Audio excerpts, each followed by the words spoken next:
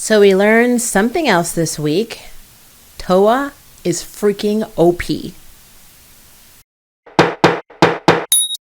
Hi guys, my name is Maria Park and this is Approach to Nerd, and in this episode we are reviewing Yashahime, episode 12, entitled Night of the New Moon and the Black-Haired Towa.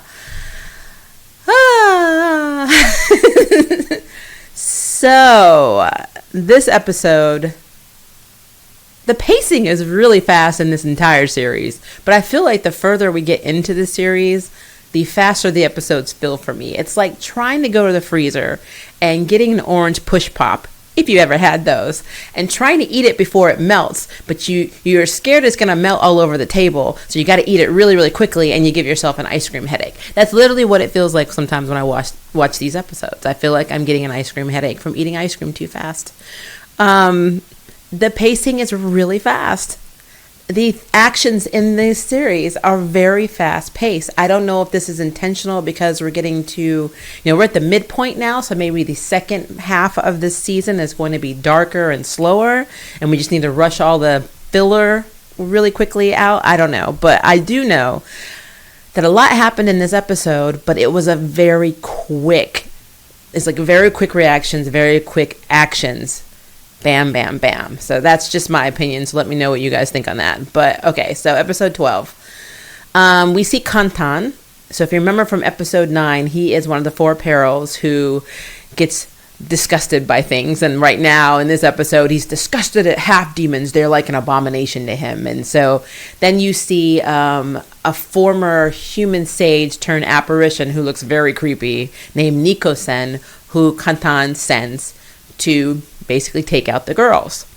Now, ironically, Moroha gets a bounty from Jubei that basically revolves around catching a demon who is decaying a mountain, and that villagers are freaked out by it, and this whole mountain is like decaying. The leaves are turning, they're dying basically.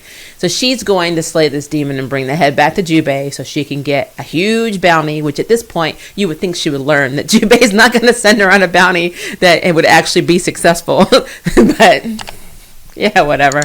And then simultaneously, Koaku assigns the same demon as a job to Setsuna and Towa. And we saw Kirara. Every time I see Kirara, I just squee.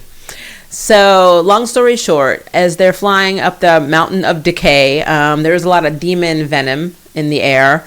Towa begins to feel weak, and Setsuna can sense it. Like her heartbeat is a lot faster when they're walking up the mountain than it would normally be. Eventually, she just passes out. Unfortunately, it's when they're about to face Niko-sen. So, of course, Moroha's like, I'll take care of it. God love her. I love Moroha, and I love that girl seems to have no fear, but she's not the strongest out of the three. But what's interesting to me is that she's fighting Niko-sen. First, she tries with her sword. She's able to get him a little bit in the midsection. But she also uses her sacred arrow attack, and it does nothing.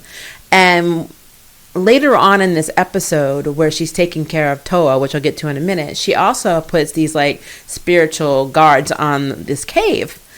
And Niko-sen's not able to sense them through it. So like, it's interesting that worked, but the sacred arrows did not. Especially if you're an Inuyasha fan, you know that Kagome's spiritual powers were like OP, just like Kikyo. So I always found it interesting that, in Yashahime, Moroha doesn't seem to have that sort of reaction, I guess. It's not as prominent and not as powerful as her mother's was. And her mother was fully human. It's interesting. Or maybe it's because she's only, part human, that her spiritual, powers or maybe are muted by her quarter demon blood. I don't know.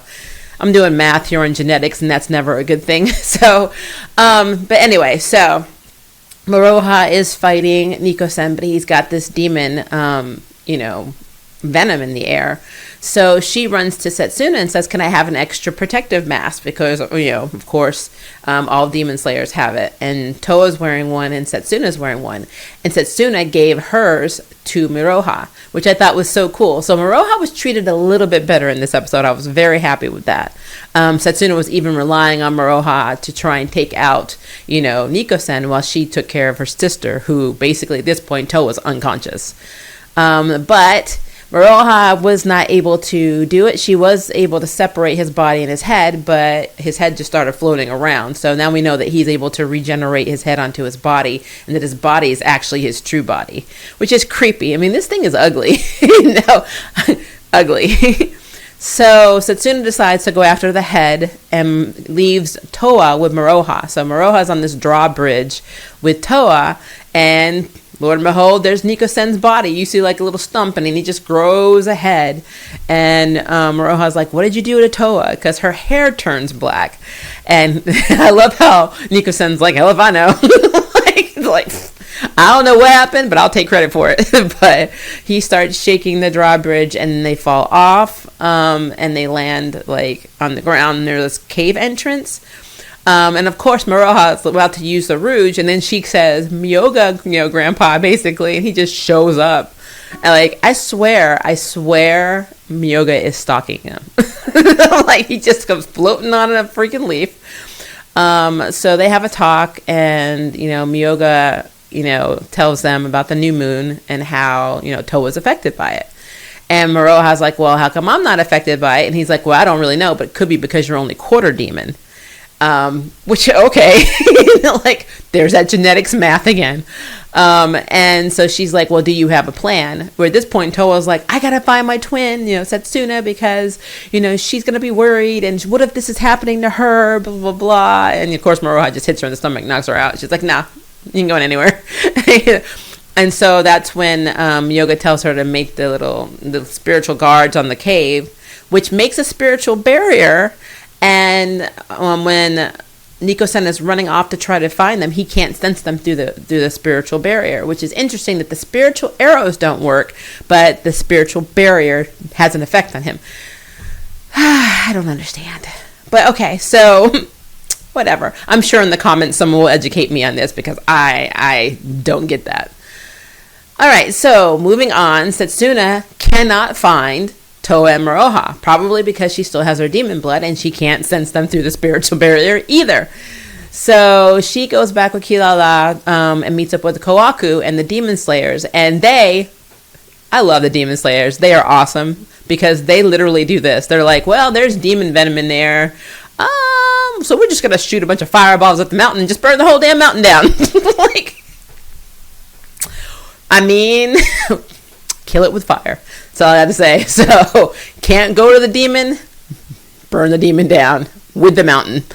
So, great plan. The only problem is, since Miroha and Towa and Myoga are in this cave with these spiritual guards outside the cave, wall at the entrance, the guards start to melt, which means the barrier comes down, and then Nico-sen finds them. Towa is still human at this point. Miroha, basically tries to protect Towa, gets knocked to the side. Setsuna shows up and she does an attack on them, and then they have this conversation, and this is where we learn that Setsuna is not affected by the new moon. And that is because, as Myoga theorizes, it's because of the dream butterfly, because it's stilling her dreams and stilling her sleep. She can't be affected by the new moon. So I guess her body in some way is in suspended animation, like her mother who's asleep. So, yeah, interesting. More genetics and more creepy curse, math going on in this series. But while they're having this conversation, Nico-sen, who is not destroyed, picks up Setsuna and is like, yeah, snack time. This is why I say Towa is OP. So he picks Setsuna up, is about to chow down, and then you see his arm get sliced off. And then Towa is standing there, completely transformed back into her half-demon self, with the sun peeking in through the rocks. And I'm like, it was like that. This was the fastest new moon I've ever seen in an Inuyasha type style show. So she really didn't suffer for long. Maybe 20 minutes. So just put it out there. And then we come to the point where I feel like Towa is OP. And that is because she uses her Crimson Dragon attack and takes out Nico-sen like that. Like that. Now remember, Setsuna was not affected by this. Miroha still has her spiritual and part demon, and even has a rouge, which he doesn't use, and I'm not sure why. But Towa, one hit combo. I mean, if this was a video game, she KO'd in one hit. And that is what they do with Towa. I do not know why Towa is so OP in this series. I'm sure there's a reason. I'm sure we're going to learn this reason. But as I said, the pacing's very quick. And the stories right now have been a lot of filler. We have not gotten a lot of, outside of what we've learned a little bit, we have not gotten a lot of backstory, or exposition on what happened to the parents. So we don't know what's actually happening. And to be fair, we are at the midpoint now. So maybe the second half of this journey into Yashahime land, we will learn exactly what the hell happened, and it will slow down and it will get darker. And maybe these little filler episodes are our only campy, episodes that we will get in this season. Maybe we'll be wishing for them, later on in the series. But for right now, because the pacing is so fast and because Towa is so OP, it's like the fights don't really matter because you know the outcome. As soon as Towa gets involved, everything's going to work out. And I don't know how I feel about that. So, yeah. But that is my review, guys. That is my review on episode 12. I would love to know what you guys think, though. So please leave me a comment below and let me know. And if you would like to sign up for jury duty, hit the subscribe button. If you'd like to know who's next on the nerd ballot, hit the notification bell. Until next time, I can't wait for you to approach the nerd. Bye, guys.